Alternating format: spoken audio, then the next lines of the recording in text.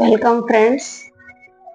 మనము బ్లౌజులు కుట్టించుకున్నాక 1-2 సార్లు వేసినాక ఆ బ్లౌజులు మనము ఉతికేస్తాము.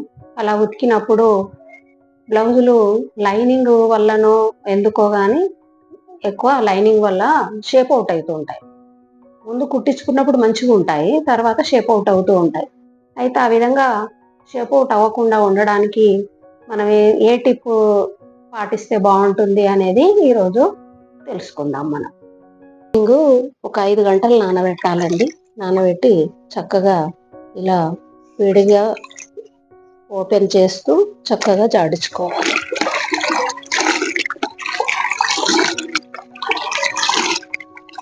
జాడించి గట్టిగా పిండేసి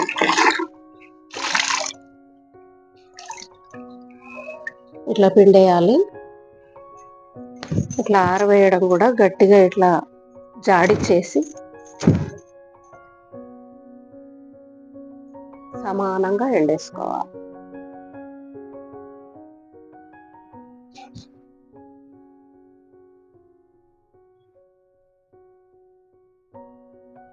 అండి ఇప్పుడు ఈ కార్నర్స్ ఇట్లా పట్టుకొని కోర్ సైడ్ ఇలా పట్టుకొని ఇట్లా లాగాలి. కొంచెం కార్నర్ దగ్గర జాగ్రత్త. ఇలా లాగి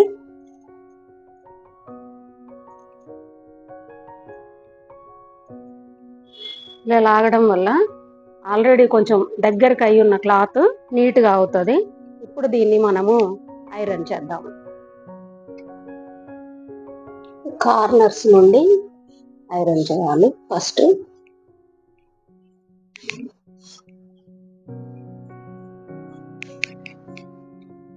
నీట్గా ఎలాంటి రింకిల్స్ లేకుండా ఐరన్ చేసుకోవాలి.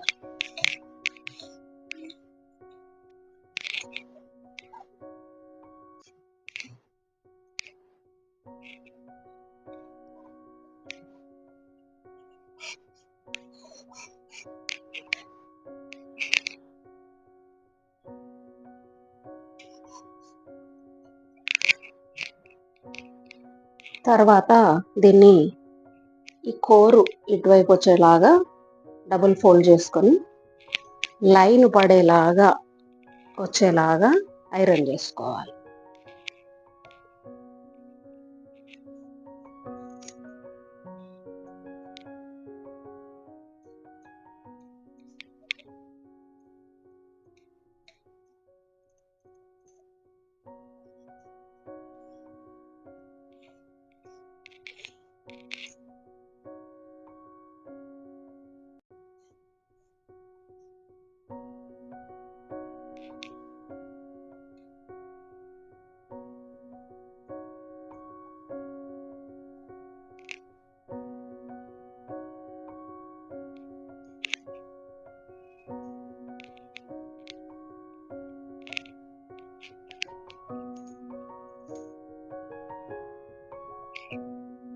ఇలా వేసుకున్నాక 2 ఫోల్డ్స్ ఐరన్ చేసుకున్నాం కదా, ఇక్కడ అన్ఈవెన్ గా ఉన్న క్లాత్ ను కట్ చేసుకోవాలి.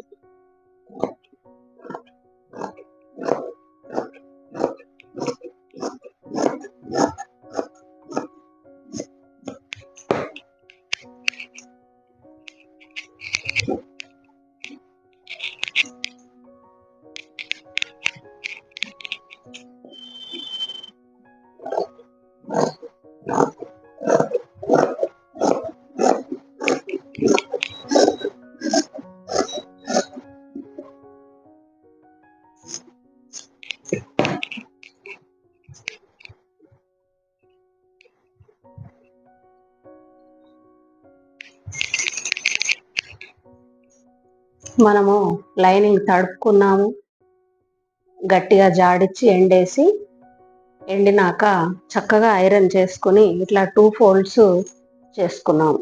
ఇంకా దీన్ని డైరెక్ట్గా బ్లౌజ్ ఇలాగే కట్ చేసుకుంటాం కాబట్టి దీనిపైన పెట్టి కట్ చేసుకోవచ్చు. అయితే ఇలా చక్కగా ఐరన్ మంచిగా తడిపి ఐరన్ చేసి చేయడం వల్ల దీంట్లో ఉన్న గంజి అనేది మొత్తం పోతుంది. తడపడం వల్ల, తడపడం కూడా ఏదో కాసేపు తడపడం కాదు, కొందరు 1 అవర్ అట్లా నానబెడతారు. అలా కాకుండా ఒక 4 గంటలు నానితే ఆ బట్టలో ఉన్న స్టార్చ్ వెళ్ళిపోతుంది. మంచిగా మనం జాడిచ్చేటప్పుడు కూడా కొంచెం నీళ్ళల్లో మంచిగా తీసి జాడిస్తే ఆ స్టార్చ్ పోయి మనకి బ్లౌజ్ ఎక్కువ కాలం కూడా అదే షేప్‌లో ఉంటుంది. షేప్ ఔట్ అవ్వకుండా. కాబట్టి ఈ టిప్ మీకు ఉపయోగపడుతుందని అనుకుంటున్నాను. నమస్తే. ఈ పేజ్‌ని ఇలాంటి టిప్స్ కోసం షేర్ చేయండి, లైక్ చేయండి, సబ్స్క్రైబ్ చేసుకోండి.